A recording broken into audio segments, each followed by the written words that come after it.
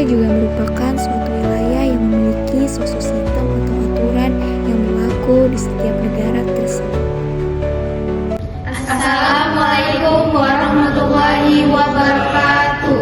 Perkenalkan, kami dari kelompok 3 ingin mempresentasikan tentang negara dan konstitusi. Sebelumnya terima kasih kepada dosen pengampu Ibu Asri Vivi Sinurat, Sarjana Hukum, Magister Hukum, Certified Professional Manager. Apa sih tujuan negara dan fungsi negara? Yuk kita bahas. Setiap negara mempunyai tujuan-tujuan tertentu, sebab dengan tujuan nilai yang menjadi pedoman betapa negara disusun dan dikendalikan, serta bagaimana kehidupan rakyatnya diatur sesuai dengan tujuan itu, untuk menciptakan kesejahteraan, kemakmuran, dan kebahagiaan bagi rakyatnya. Negara juga memiliki fungsi, yang dimana pemilihan fungsi-fungsi negara secara tegas maupun tidak tegas berdasarkan fungsi-fungsi utama negara yaitu eksekutif, legislatif, dan yudisial. Eksekutif berfungsi menjalankan kekuasaan pemerintahan, legislatif berfungsi membuat ketentuan hukum untuk menjalankan kekuasaan, yudisial berfungsi mengadil pelanggaran terhadap ketentuan hukum yang telah dibuat.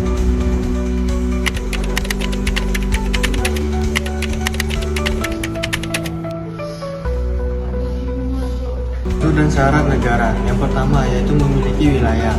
Wilayah negara mencakup daratan, perairan, dan udara yang menjadi batas negara tersebut. Kedua, penduduk. Penduduk negara merupakan warga negara yang tinggal di wilayah negara tersebut.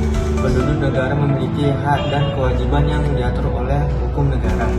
Ketiga, ada pemerintah. Pemerintah negara bertugas untuk mengatur dan mengelola kehidupan masyarakat di dalam wilayah negara. Pemerintah juga bertanggung jawab dalam menjaga keamanan dan ketertiban di dalam wilayah negara. Keempat, ada kedaulatan. Kedaulatan negara menunjukkan bahwa negara memiliki kekuasaan untuk mengatur dirinya sendiri tanpa campur tangan dari negara lain. Kedaulatan negara juga menunjukkan bahwa negara memiliki hak untuk membuat keputusan yang mengikat bagi penduduknya dan wilayahnya. Konsep konstitusi. Apa arti konstitusi? Konstitusi adalah aturan dasar negara yang membentuk karakteristik pemerintahan. Konsep bernegara, hukum bukanlah hal yang baru dalam pembicaraan yang mengenai bagaimana negara tersebut dijalankan maupun dikelola. Undang-Undang Dasar 1945 merupakan konsep bernegara, dan aturan ini diatur oleh otentik yang berbunyi negara Indonesia berdasarkan atas kekuasaan, tidak berdasarkan atas kekuasaan belaka. Pasal 1 ayat 1, Republik Indonesia yang merdeka dan berdaulat ialah negara hukum yang demokrasi dan federasi.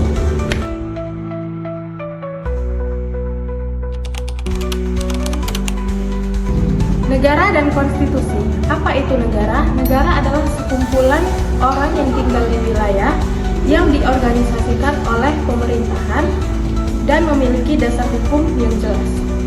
Konstitusi. Apa itu konstitusi? Konstitusi hampir sama dengan ketentuan-ketentuan dasar atau hukum dasar yang didukung oleh pemerintahan yang berdaulat. Konstitusi dibagi menjadi dua macam, yaitu konstitusi tertulis dan konstitusi tidak tertulis. Konstitusi tertulis berupa Undang-Undang Dasar 1945, sedangkan konstitusi tidak tertulis berupa peraturan dan adat istiadat. Konstitusi dan hukum memiliki hubungan yang sangat erat. Konstitusi sebagai sumber hukum dasar yang mengatur suatu negara, wewenang lembaga, dan hubungan antar lembaga negara. Hukum di sisi lain merupakan peraturan yang lebih spesifik yang mengimplementasikan konstitusi yang mengatur berbagai aspek kehidupan berbangsa dan bernegara. Pemahaman tentang konstitusi. Konstitusi adalah aturan dasar yang mengatur dan membentuk struktur pemerintahan suatu negara, termasuk wewenang dan tanggung jawab lembaga-lembaga negara. Konstitusi memiliki beberapa fungsi. Yang pertama, menetapkan kerangka hukum. Yang kedua, membatasi kekuasaan negara. Yang ketiga, mencegah kekacauan. Yang keempat, melindungi hak asasi manusia atau HAM.